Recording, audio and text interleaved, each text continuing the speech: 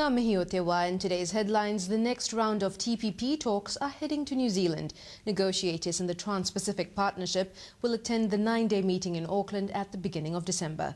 The addition of Mexico and Canada means there are now 11 nations involved in the proposed TPP agreement, which Minister Tim Grosser says could bring extra benefits for New Zealand.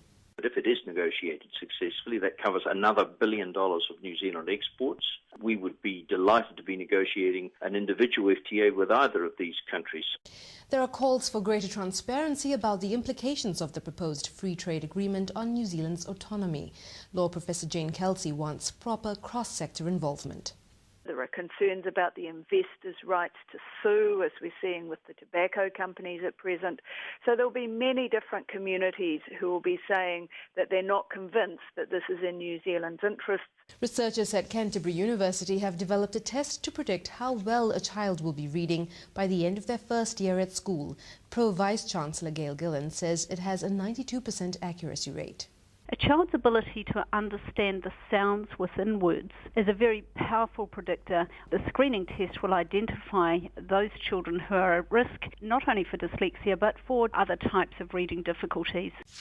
The government and Maori are to begin talks on the Shares Plus option proposed by the Waitangi Tribunal regarding water rights.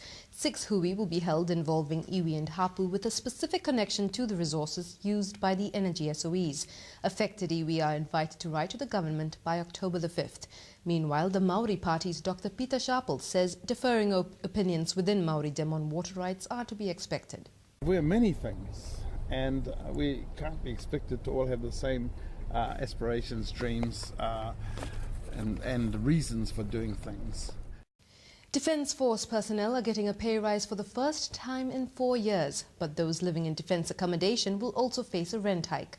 The $45 million pay rise applies to the regular force, reserve force and civilian staff. The outgoing Reserve Bank governor says more power over the exchange rate would have little effect. Dr. Alan Bollard doesn't accept the strong dollar is strangling the export sector, other than those competing with cheap imports. What we will never be able to influence is what other big economies do, and at the minute that's been a big dominant thing around the exchange rate. So as they try and make liquidity cheap in the Northern Hemisphere, it's having this big effect on us. Dr. Bollard assumes the APEC Secretariat role in Singapore next January. A Christchurch driver charged with a fatal hit-and-run has been released on strict bail conditions. It's alleged that Harry Silcock clipped a group of people while driving down Shands Road on Saturday night, killing a man in his early 20s and hospitalizing another. The 18-year-old driver is to reappear in court on the 1st of October.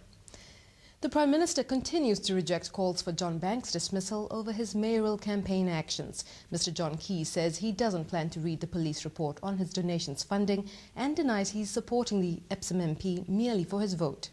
All you can really do is say, look, Minister enjoys my confidence if I can rely on their word and trust their word. If they give me their word, I accept. If it's proven otherwise, well, fair enough. But because one person says one thing and one person says another, that's life sometimes. Auckland bus drivers begin industrial action this week after rejecting the latest offer from New Zealand Bus. A union spokesman says the drivers feel undervalued, underpaid and struggle through everyday living.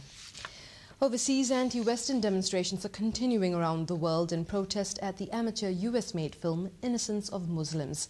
A weekend rally in Damascus passed without bloodshed, but at least 8 people were injured at a protest in Karachi. Western countries are not spared either. Belgian police arrested around 120 rioters in Antwerp. And finally, astronauts from the International Space Station have landed in the central Kazakhstan steppe after 123 days in space. The 3-man crew touched down in the Russian-made Soyuz capsule around 3 hours after undocking from the ISS. The Soyuz craft is the only way to reach the orbiting space station since the decommissioning of the US shuttle fleet last year. Ka nui ngā karere mātua mai te whare kōrero rima. Mauri ora.